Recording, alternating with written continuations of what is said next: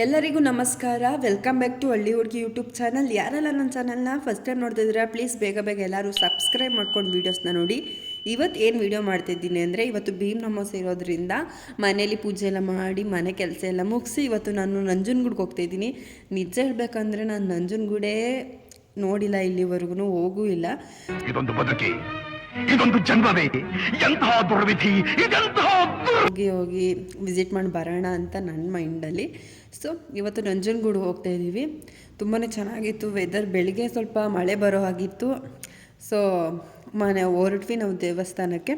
ಹಾಗೆ ದೇವಸ್ಥಾನಕ್ಕೆ ಹೋಗ್ಬೇಕಾದ್ರೆ ಇಲ್ಲೇ ಒಂದು ಸ್ಟಾಪ್ ಕೊಟ್ವಿ. ತುಂಬ ಸುಸ್ತಾಗ್ತಿತ್ತು. ನಾನು ಬೇರೆ ಸ್ಯಾರಿ ಹಾಕ್ಬಿಟ್ಟಿದ್ನಲ್ಲ, ಬೈಕಲ್ಲಿ ಕೂರೋಕ್ಕೆ ಆಗ್ತಿರ್ಲಿಲ್ಲ. ಸೊ ನೋಡಿ ನಂಜನಗೂಡು ಹತ್ತತ್ರ ಬಂದೇ ಬಿಟ್ವಿ. ನನಗೆ ಈ ಟೆಂಪಲ್ನ ಫಸ್ಟ್ ಟೈಮ್ ನೋಡ್ತಾ ಇರೋದಲ್ವ, ಏನೋ ಒಂಥರ ಖುಷಿ. ತುಂಬಾ ದೊಡ್ಡದಾಗಿ ತುಂಬಾ ಚೆನ್ನಾಗಿತ್ತು. ಸೊ ಹೊರಟ್ವಿ ದೇವಸ್ಥಾನಕ್ಕೆ. ಅಪ್ಪ ಇವತ್ತು ಭೀಮ್ ಅಮಾವಾಸ್ಯೆ ಇರೋದ್ರಿಂದ ಜನ ಕೇಳಬೇಕಾ, ಸಿಕ್ಕಾಪಟ್ಟೆ ಜನ ಬಂದಿದ್ದರು. ಅದರಲ್ಲಂತೂ ಕಪಲ್ಸ್ಗಳೇ ಜಾಸ್ತಿ ಬಂದಿದ್ದರು. ಒಬ್ಬೊಬ್ಬರು ನೋಡೋಕೆ ಎಷ್ಟು ಚೆನ್ನಾಗಿತ್ತು ಗೊತ್ತಾ. ಎಲ್ಲ ದೇವಸ್ಥಾನದ ಒಳಗಡೆ ಎಲ್ಲ ವೀಡಿಯೋ ಎಲ್ಲ ಮಾಡೋ ಹಾಗಿರಲಿಲ್ಲ. ದೇವಸ್ಥಾನದ ಸ್ವಲ್ಪ ಮುಂದೆ ವೀಡಿಯೋಸ್ ಫೋಟೋಸ್ ಎಲ್ಲ ಮಾಡ್ಕೋಬೋದಾಗಿತ್ತು. ಸೊ ಇಲ್ಲಿಂದ ವೀಡಿಯೋ ಎಲ್ಲ ಆಫ್ ಮಾಡಿದೆ. ಆಮೇಲಿಂದ ದೇವಸ್ಥಾನದೊಳಗೆಲ್ಲ ಹೋಗಿ ಕ್ಲೀನಾಗಿ ಎಲ್ಲ ದರ್ಶನ ಎಲ್ಲ ಮಾಡಿಕೊಂಡು ತುಂಬಾ ಚೆನ್ನಾಗಿತ್ತು. ನಾನು ಫಸ್ಟ್ ಟೈಮ್ ಹೋಗಿದ್ದಲ್ವ, ಎಷ್ಟು ದೇವ್ರುಗಳಿದೆ ಅಂದರೆ ಸಿಕ್ಕಾಪಟ್ಟೆ ದೇವರಿದೆ, ತುಂಬಾ ಚೆನ್ನಾಗಿದೆ. ನನಗಂತೂ ತುಂಬ ಇಷ್ಟ ಆಯಿತು ಈ ದೇವಸ್ಥಾನ. ಹಾಗೆ ಅಲ್ಲಿ ಮಾಡಿರೋ ಒಂದೊಂದು ಸ್ಮಾಲ್ ಕೆತ್ತನೆ ಕೂಡ ತುಂಬಾ ಚೆನ್ನಾಗಿದೆ. ನಮಗೆಲ್ಲ ಒಂಥರ ಖುಷಿ, ಈ ಥರ ಎಲ್ಲ ಆಗಿನ ಕಾಲದಲ್ಲೆಲ್ಲ ಈ ಥರ ಮಾಡಿ ಇದನ್ನೆಲ್ಲ ಸೇವ್ ಮಾಡಿ ಇನ್ನೂ ನಾವು ಮಡ್ಕೊಂಡಿದ್ದೀವಿ ಅನ್ನೋದೇ ತುಂಬ ಖುಷಿ. ಸೊ ಅದನ್ನೆಲ್ಲ ನೋಡಿಕೊಂಡು ನೆಕ್ಸ್ಟು ನಾವು ಅಲ್ಲೇ ನದಿ ಕಡೆ ಹೊರಟ್ವಿ. ಅಲ್ಲಿ ಹೋಗ್ಬಿಟ್ಟು ಸ್ವಲ್ಪ ಹೊತ್ತು ಅಲ್ಲೇ ಎಲ್ಲ ನೋಡಿಕೊಂಡು ಅಲ್ಲೇ ಫೋಟೋಸು ವೀಡಿಯೋಸ್ ಎಲ್ಲ ಮಾಡಿಕೊಂಡು, ಹಾಗೆ ಶಿವನು ಕೂಡ ಇಲ್ಲೇ ನೋಡ್ತಿದ್ದೀರಲ್ಲ, ಶಿವನು ಕೂಡ ನೋಡಿಕೊಂಡು ಅಲ್ಲಿ ಫೋಟೋಸು ವೀಡಿಯೋಸು ಅದು ಕೇಳಬೇಕಾ, ಹುಡುಗಿರದ ಮೇಲೆ ಫೋಟೋಸ್ ವೀಡಿಯೋಸ್ ಎಲ್ಲ ಮಾಡೋದೆಲ್ಲ ಏನು ಕಮ್ಮಿ ಇಲ್ಲ ಅಲ್ವಾ. ಸೊ ಇಲ್ಲೇ ನದಿ ಹತ್ರ ಹೋಗ್ಬಿಟ್ಟು, ನಾನು ದೋಣಿಲಿ ಹೋಗಬೇಕು ಅಂದ್ಕೊಂಡೆ, ಕರ್ಕೊಂಡೇ ಹೋಗಲಿಲ್ಲ. ಆದರೆ ಏನು ಮಾಡೋದು, ಅಲ್ಲೇ ಸುತ್ತಮುತ್ತ ಎಲ್ಲ ನೋಡಿಕೊಂಡು ಹಾಗೆ ವಾಪಸ್ ಮನೆ ಕಡೆ ಹೊರಟ್ವಿ. ಮನೆ ಕಡೆ ಹೊರಟ್ಬೇಕಾದ್ರೆ ನನಗಂತೂ ಸಿಕ್ಕಾಪಟ್ಟೆ ಅಷ್ಟೇ ಹಸ್ದುಬಿಟ್ಟಿತ್ತು. ಸೊ ಎಲ್ಲಾದರೂ ಹೋಟೆಲಲ್ಲಿ ನೋಡೋಣ ಅಂತ ಬರ್ತಾಯಿದ್ವಿ. ಅಂದ್ವಿ ಹಂಗೆ ಮನೆಗೆ ಪೂರಿ ಎಲ್ಲ ತಗೊಂಡ್ವಿ. ಹಾಗೆ ನನಗೆ ಸಿಕ್ಕಾಪಟ್ಟೆ ಹೊಟ್ಟೆ ಹಸಿತಿತ್ತಲ್ಲ.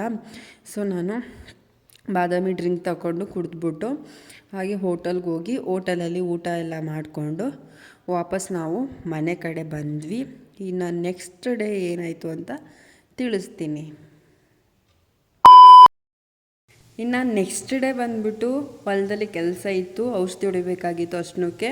ಸೊ ಔಷಧಿ ಹೊಡಿಯೋಕ್ಕೆ ಎಲ್ಲ ಬೇಕಾಗಿರೋ ಐಟಮ್ಸ್ ತಗೊಂಡು ಈ ಥರ ಒಂದು ಡ್ರಮ್ಗೆ ಹಾಕ್ಕೊಂಡು ಔಷಧಿ ಹೊಡಿತಾರೆ. ಸೊ ಹೇಗೆ ಹೊಡಿತಾರೆ ಏನು ಎತ್ತ ಅಂತ ನೋಡಿ.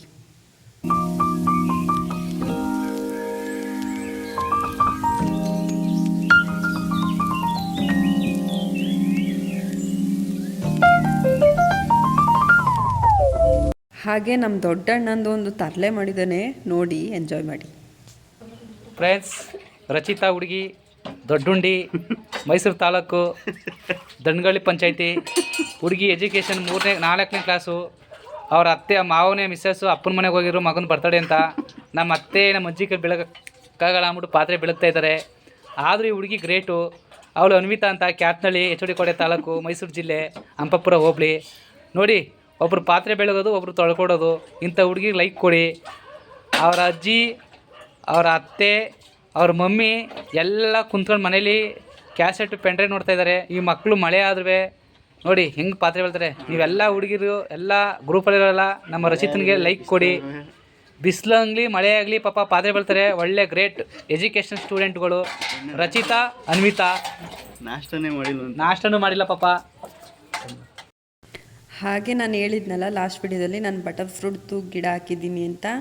ಸೊ ನೋಡಿ ಇದೆ 2 ದೊಡ್ಡ ಸ್ವಲ್ಪ ಸುಮಾರಾಗಿ ಸಿಗಿರಿದೆ, ಇನ್ನೊಂದು ನೋಡಿ ಇಲ್ಲಿ ಚಿಕ್ಕದು ಈಗ ಚಿಗುರ್ತಾ ಇದೆ. ಹಾಗೆ ನೈಟ್ ಊಟಕ್ಕೆ ಗಂಟೆ ಸೊಪ್ಪಿರುತ್ತಲ್ಲ, ಅದನ್ನ ಕ್ಲೀನಾಗಿ ಸೋಸ್ಕೊಂಡು ಸಾಂಬಾರು ಮಾಡಿ ತಿಂದು ಅಷ್ಟೇ.